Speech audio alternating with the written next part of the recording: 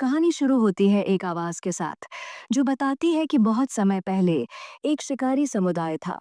उनके हालात अच्छे नहीं चल रहे थे और उनकी रूहानी औरत लगातार देवताओं से कोई संकेत मांग रही थी।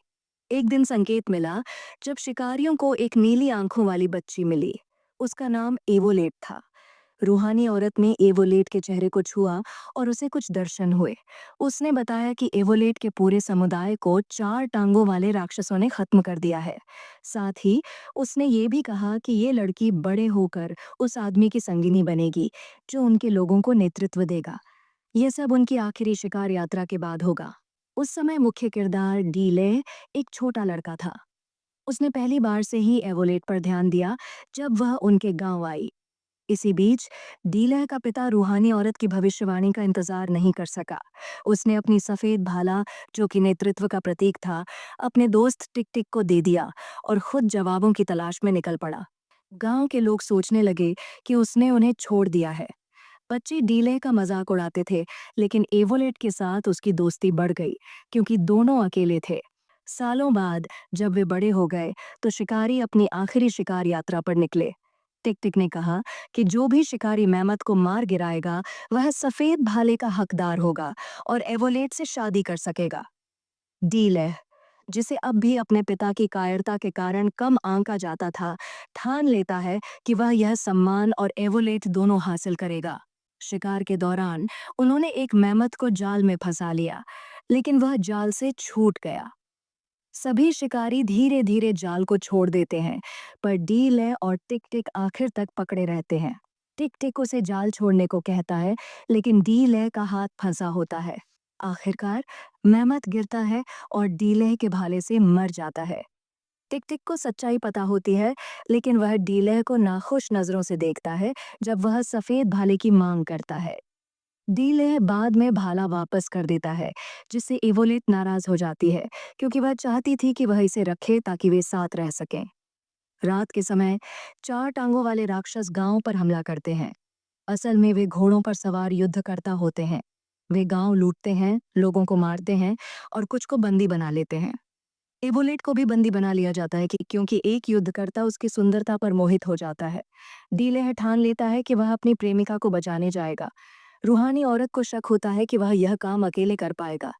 टिक टिक और एक और शिकारी उसके साथ जाने के लिए तैयार हो जाते हैं।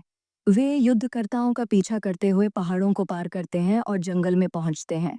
जंगल में डीलर टिक टिक की सलाह को अनदेखा कर एवोलेट को बचाने की कोशिश करता है। भागने की कोशिश में उन पर विशाल मांसाहारी पक्षी हमला करते हैं। अंत में युद्धकर्ता एवोलेट और डीलेह के 2 साथियों को पकड़ लेते हैं। टिक टिक घायल हो जाता है। डीलेह उसे ठीक करता है और युद्धकर्ताओं का पीछा जारी रखता है। एक रात वह शिकार के लिए बाहर जाता है और एक गड्ढे में गिर जाता है। कुछ देर बाद बारिश के कारण उसकी नींद खुलती है। वहां उसे एक शेर, सेबर टूथ टाइगर मिलता है, जो गड्ढे में फंसा होता है। वह उसे मारने की सोचता है, लेकिन उसकी मदद करता है। अगले दिन डीले और टिक टिक एक गांव पहुंचते हैं। गांव वाले उन्हें घेर लेते हैं, लेकिन शेर वहां आकर डीले को देखता है और पीछे हट जाता है। गांव वाले मानते हैं कि डीले उनकी प्राचीन भविष्यवाणी का हिस्सा है, जिसमें शेर से बात करने वाले आदमी का जिक्र है। वे उसका साथ देने को तैयार हो जाते हैं। सभी लोग डीले के नेतृत्व में युद्धकर्ताओं के खिलाफ खड़े होते हैं। अंततः वे एक प्राचीन शहर में पहुंचते हैं, जहां युद्धकर्ताओं ने हजारों लोगों को बंदी बना रखा है। वहां उन्हें सर्वशक्तिमान नामक व्यक्ति के बारे में पता चलता है, जो एक देवता होने का दावा करता है।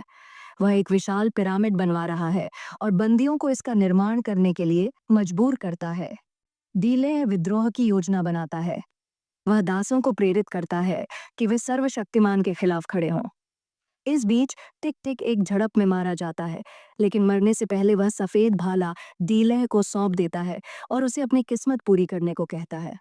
युद्ध के दौरान डीले के नेतृत्व में बंदी लोग विद्रोह करते हैं। वह युद्धकर्ताओं के हाथ से एवोलेट को बचाने की कोशिश करता है, लेकिन एक युद्धकर्ता उसे घायल कर देता है। आखिरकार डीले सर्वशक्तिमान को मार गिराता है और सभी को आजाद कर देता है। कहानी के अंत में टीले और एवोलेट अपने गांव लौटते हैं, जहां उन्हें भविष्य के लिए बीज दिए जाते हैं ताकि वे भूख से न मरें। सूरज ढलते समय डीले और एवोलेट का प्यार जीत जाता है